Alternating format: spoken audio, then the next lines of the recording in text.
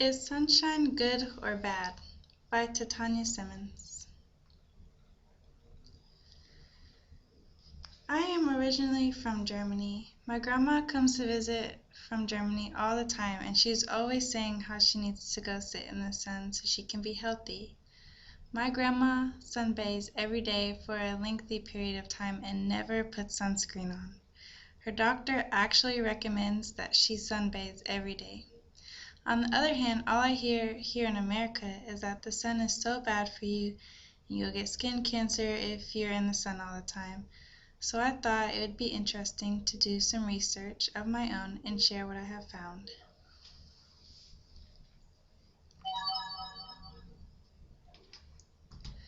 We all have been told to stay out of the sun because its harmful UV rays can cause premature aging and skin cancer.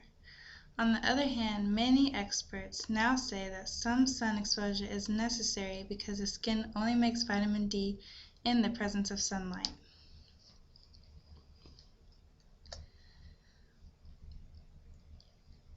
I thought that we don't need the sun to get vitamin D because I hear all the time about all the different foods that are good sources of vitamin D.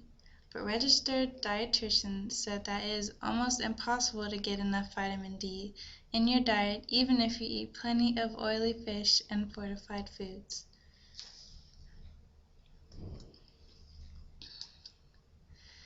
It is well known that the sun's rays are a good source of vitamin D, which is essential in building strong bones and teeth. Also, sun raises your levels of serotonin, which elevates your mood.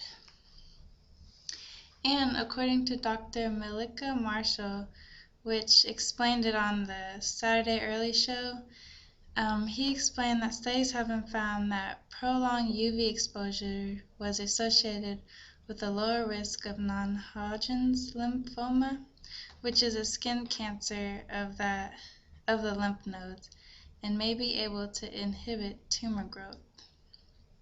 Another thing that I have read before is that skin cancer patients are more likely to survive skin cancer if they are more frequent sunbathers or go tanning almost daily or on a daily basis. So why do we need vitamin D?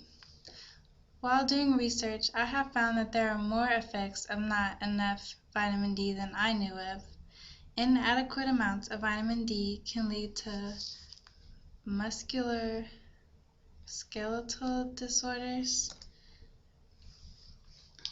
also infectious disease, cardiovascular disease, type 1 and type 2 diabetes, neurocognitive dysfunction, and mental illnesses, and other diseases, as well as infertility and adverse pregnancy and birth outcomes.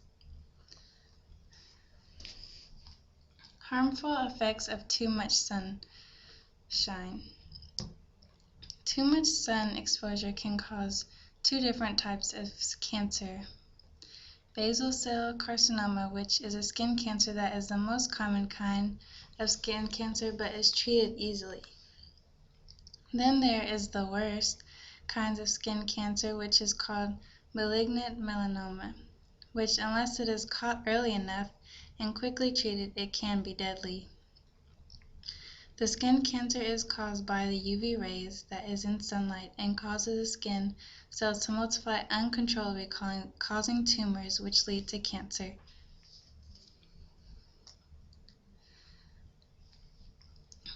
Then there's harmful effects of too little sunlight. Low vitamin D levels may increase the risk of type 1 diabetes, muscle and bone pain, and also certain types of cancer. Too little vitamin D results in disease like rickets and osteoporosis, where the bones become soft or prone to breaking.